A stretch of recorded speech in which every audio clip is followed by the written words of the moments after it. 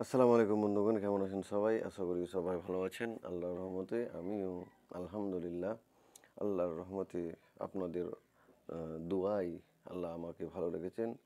আশা করি আপনারাও ভালো আছেন। এটাই আমি আল্লাহর কাছে আপনাদের জন্য দোয়া করব। তো আলোচনা হচ্ছিল সূরা আল মুদাসসির এর 1 থেকে 50 নম্বর আয়াত আলোচনা ইতিপূর্বে হয়ে গেছে। চাইলে আপনারা সেই ভিডিওটা আমার চ্যানেলের ভিডিও সেকশনে গিয়ে দেখতে পারেন। সিরিয়াল ওয়াইজ সেগুলোর নাম আমি উল্লেখ করে দিয়েছি, আপনাদের বুঝতে শুনতে অসুবিধা হবে না। তো চলেন আল্লাহ তাআলা 51 নম্বর আয়াতে কি বলছেন শুরু করা যাক। আউযু বিল্লাহি মিনাশ শাইতানির রাজিম, বিসমিল্লাহির রহমানির রহিম। পরম করুণাময় অসীম দয়ালু আল্লাহর নামে শুরু করছি। ফাররাত মিন ফাসওয়ারাত, যারা সিংহের সম্মুখ হতে পলায়ন পর। প্রথমে আল্লাহ তাআলা বলছেন যে ওই ব্যক্তি যারা জান্নাতি এবং জাহান্নামীদের মধ্যে কথোপকথন হচ্ছে, আর সেই কথোপকথনটা আল্লাহ তাআলা এখানে তুলে ধরেছেন যে জাহান্নামীরা বলছে আমরা এইভাবে কাজ করেছি, আমরা এই খারাপ কাজগুলো করেছি, আমরা সলাত আদায় করিনি, আমরা আমরা কি করেছি, আমরা গরিব মিসকিনদের খেতে দেইনি। এভাবে তারা কি করে, এভাবে তারা নিজের চরিত্র বর্ণনা করছে কার সামনে? জান্নাতীদের সামনে।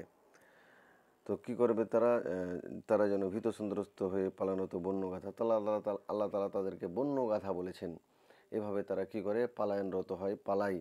আল্লাহর বাণী শুনে বা আল্লাহর কোরআনের আয়াত শুনে বা বা আমাদের প্রিয় নবী হযরত মুহাম্মদ সাল্লাল্লাহু আলাইহি সাল্লামের কোনো হাদিস তাদের সামনে যদি, ওই লোকগুলোর সামনে যদি বর্ণনা করা হয়, তারা সেগুলোকে হেয়ভাবে, তারা সেগুলোকে মিথ্যাভাবে, আর তারা কি করে? বন্য গাধা যেভাবে পালায়, তো সেভাবে তারা পালিয়ে যায় এগুলো কথা শুনে। এই চরিত্র কথা আল্লাহ তাআলা বর্ণনা করছেন কাফেরদের ব্যাপারে, মুনাফিকদের ব্যাপারে। তো এখানে নম্বর আয়াতেও একই তাফসীরগণ কি বলছেন, অর্থাৎ এদের সত্যের প্রতি বিদ্বেষ এবং তা থেকে মুখ ফিরিয়ে নেওয়ার ব্যাপারটা ওই রকমই, যেমন ভীত সন্ত্রস্ত জঙ্গলি গাধা সিংহ দেখে পালায় যখন সে তাকে শিকার করতে চায়। কেউ কেউ এর অর্থ তীরন্দাজও করেছেন। কেউ কেউ এর অর্থ তীরন্দাজও করেছেন যে যেভাবে বন্য গাধা বা কোনো গাধি বা যাকে আমরা ডাঙ্কি বলি, ইংলিশে ডাঙ্কি বা ডঙ্কি, সে ডঙ্কি কী করে? সিংহকে দেখে যেভাবে ভয়ে পালিয়ে যায়। আপনারা দেখবেন আজকে ইউটিউবের মধ্যে সেই বিভিন্ন রকমের জীবজন্তুকে আমরা তো দেখতে পাই। তো দেখবেন সিংহের একটা ভয়, যদি সিংহ যদি কোনো জীবকে তাড়ে তো কীভাবে সে পালায়। তো ওই একইভাবে কোনো ব্যক্তিকে যদি সত্যের কাছে বা এই সত্য পথে চলার জন্য বলা হয়, তাহলে যেভাবে একটা বন্য গাধা সিংহকে দেখে পালায়, তো সেভাবেই সে ব্যক্তি ওখান থেকে পালায়। তো এরকম করে আল্লাহ তাআলা তুলনা করে বলেছেন যে কেমনভাবে ভয় হোক সে বা নিজের অহংকারে হোক, তো এভাবে সে পালিয়ে বেড়ায়, নিজের অহংকার নিয়ে সে পালায়। তো এরকম করে আল্লাহ তাআলা উল্লেখ করেছেন উদাহরণ দিয়ে। এরপরে 52 নম্বর আয়াতে আল্লাহ তাআলা বলছেন, ইউরিদু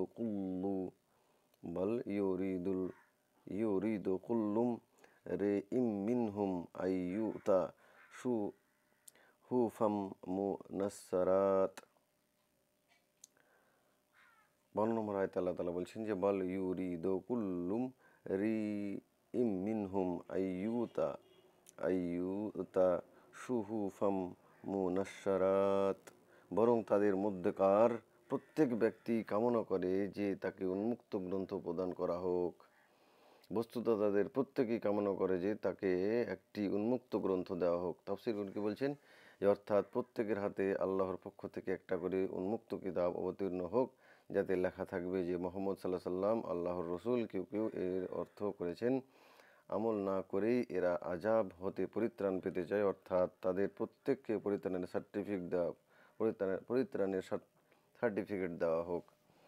তো এইভাবে যে কাফেরদের বলুন আল্লাহ তাআলা বলছেন, যারা মুনাফিক তাদের কথা বলছেন যে কি বলছেন, যে তারা এমনভাবে যে তাদেরকে আল্লাহ তাআলা এই দুনিয়াতে তারা যে আমল কিছু করতে চায়, ভালো কিছু করবে কাফেরেরা, তাদেরকে যেন এই দুনিয়াতে সার্টিফিকেট দেওয়া হোক, বা যেভাবে আমাদের প্রিয় নবী হযরত মুহাম্মদ সাল্লাল্লাহু সাল্লামের উপরে এই কোরআন নাজিল করা হয়েছিল, তাদের উপরও কিছু এমনভাবে নাজিল করা হোক বা দেওয়া হোক, যাতে করে তারা ভাবে যে আমরাও কিছু বড় মাপের একজন আল্লাহর বান্দা।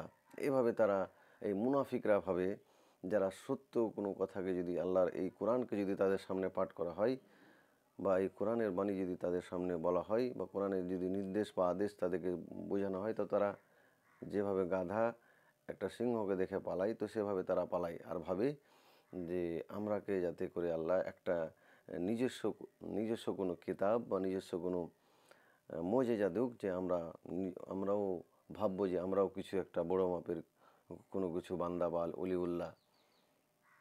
আল্লাহ তাআলা এভাবে তার বদকার বা বেঈমান বান্দাদের কথা উল্লেখ করেছেন, যে তারা নিজেকে এমন কিছু ভাবে, যে তারা ভাবে যে আমাদেরকে আল্লাহ তাআলা একটা সার্টিফিকেট দিয়ে দুক যে আমরাও আল্লাহর বিশেষ একজন বান্দা। এইভাবে তারা ভাবে। তা আল্লাহ তাআলা তাদের ভাবনা এখানে চূর্ণ করে দিচ্ছেন ওই লোকগুলার, যারা এরকম ভাবে নিজের ব্যাপারে। তো 53 নম্বর আয়াতে আল্লাহ তাআলা কি বলছেন? কাল্লা বাল্লা ইয়াখাফুনাল আখিরাত, কখনো নয়, বরং তারা আখিরাতকে ভয় করে না। কখনো নয়, তাদের যে এই মনোভাব তারা যে পোষণ করে যে তাদেরকে একটা কিতাব দেওয়া হবে, একটা নিজস্ব কোনো সার্টিফিকেট বা একটা এমন কিছু দেওয়া হবে, যাতে করে তারা ভাবে যে আমরাও আল্লাহর একজন অলিউল্লাহ বা আল্লাহর একজন বান্দা, যদিও তাদের আমলের মধ্যে এমন কিছু নাই বা তাদের চরিত্রের মধ্যে মুনাফিকের চরিত্র, তারা এটা ভাবে যে তাদেরকে আল্লাহ তাআলা এরকম কিছু দুক। কিন্তু আল্লাহ তাআলা তাদের বলছে যে না না না না না না, কখনো নয়, বরং তারা আখিরাতকে ভয় করে না। বরং তারা তো আখিরাতকে ভয় করে না, বা তারা কি জান্নাত জাহান্নাম মানে না, তাদেরকে কীভাবে এরকম কিছু দেওয়া হবে? তারা কিভাবে ভাবতে পারে যে তাদেরকে আল্লাহ তাআলা এইভাবে কিছু দেবেন? তো কখনো নয়। আল্লাহ তাআলা তাদের জ্ঞানকে আল্লাহ তাআলা ভেঙে দিলেন, তাদের বিশ্বাসকে আল্লাহ তাআলা ভেঙে দিলেন। যারা এরকম ভাবে যে আমরাও আল্লাহর একজন অলিউল্লাহ বা আল্লাহর একজন প্রিয় বান্দা, যারা নেকি করে না, যারা আল্লাহর এই কোরআনের আয়াতকে মানে না, যারা আখিরাতকে মানে না, তারা কিভাবে ভাবতে পারে আল্লাহর কাছে এরকম কিছু পাওয়ার? আল্লাহ তাআলা তাদের ধ্যানকে ভেঙে দিলেন, যেন হাতুড় দিয়ে তাদের মনোযোগকে নষ্ট করে দিলেন এভাবে। না, এটা হবার নয়, বরং তারা তো পরকালের ভয় পোষণ করে না। তাফসীরগণ কি বলছেন যে, অর্থাৎ তাদের ভ্রষ্টতার কারণ হলো আখিরাতের উপর ঈমান না আনা এবং তা মিথ্যা ভাবা, আর এই জিনিসই তাদেরকে ভয়শূন্য বানিয়ে দিয়েছে।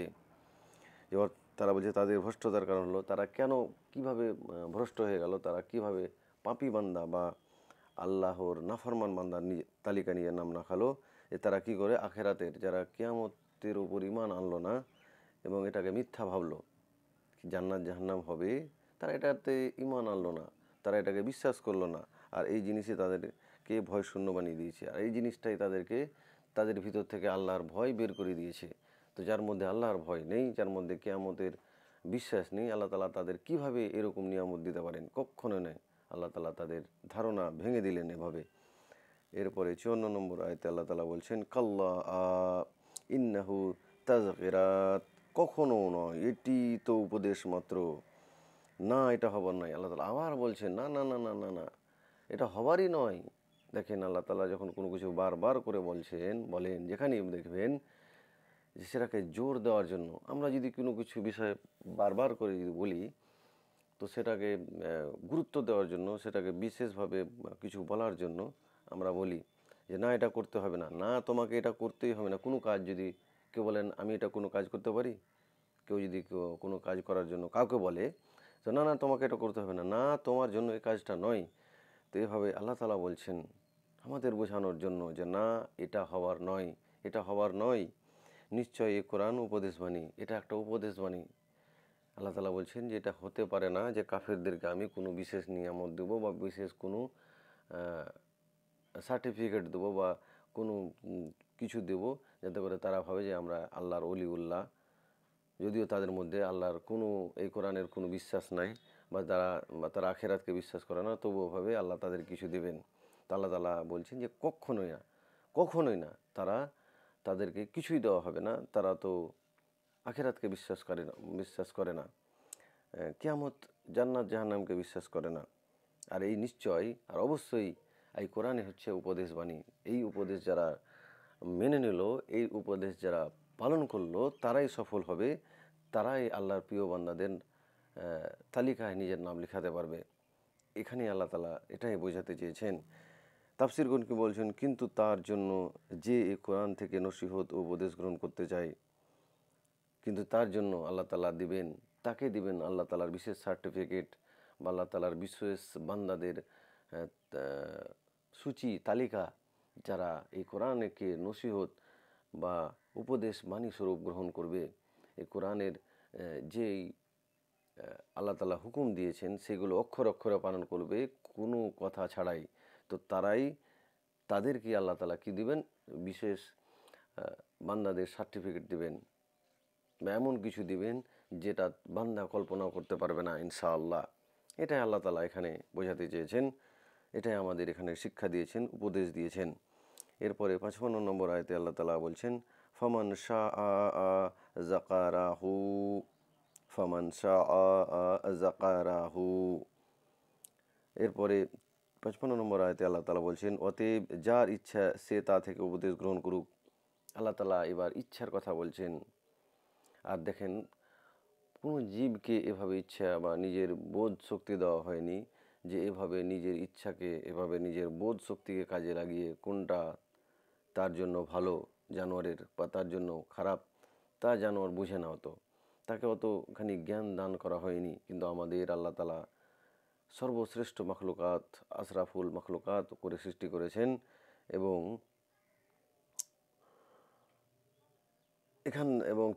এবং মানুষের আকীদা আছে, তারা ভালো মন্দ প্রত্যেকটা কিছু বেছে নিতে পারে, কোনটা ভালো কোনটা মন্দ, তার জন্য সব কিছু মানুষ কী করতে পারে, বেছে নেয় নিজের পছন্দ অনুযায়ী। তো আল্লাহ তাআলা এখানে বলছেন, অতএব যার ইচ্ছা সে তা থেকে উপদেশ গ্রহণ করুক। অতএব যার ইচ্ছা, যার ইচ্ছা যার ইচ্ছা হয় এখান থেকে উপদেশ গ্রহণ করুক বা এখান থেকে শিক্ষা গ্রহণ করুক, নিজের শিক্ষা গ্রহণ করে নিজের নামটা প্রিয় বান্দাদের, আল্লাহর প্রিয় বান্দাদের নামের তালিকায় যুক্ত করুক। আর যার ইচ্ছা হবে না, সে এখান থেকে কিছু না শিখে বা এই কোরআনকে না বুঝে বা এই কোরআনের আয়াতের আদেশকে না মেনে নিজের নামটা কাফেরদের তালিকায় অন্তর্ভুক্ত করুক। এখানে এটাই আল্লাহ তাআলা বোঝাচ্ছেন যে যার ইচ্ছা সে এখান থেকে কি করুক, উপদেশ গ্রহণ করবে। যার ইচ্ছা, আল্লাহ তাআলা স্বতন্ত্র বুদ্ধি আমাদেরকে যেহেতু দিয়েছেন, ওই জন্য আল্লাহ তাআলা স্বতন্ত্র করে রেখেছেন মানুষকে। ওই জন্য আল্লাহ তাআলা সব কিছুই এক এক করে হিসাব আল্লাহ তাআলা নেবেন, আর কোনো জীবজন্তুর নেবেন না, আমাদের মানুষেরই নেবেন। এটা এখানে আল্লাহ তাআলা বোঝাতে চেয়েছেন। এরপরে 56 নম্বর আয়াতে আল্লাহ তাআলা বলছেন, ওয়ামা ইয়াজকুরুনা ইল্লা আই ইয়াশা আল্লাহু হুয়া আহলুত তাকওয়া ওয়া আহলুল মাগফিরাত।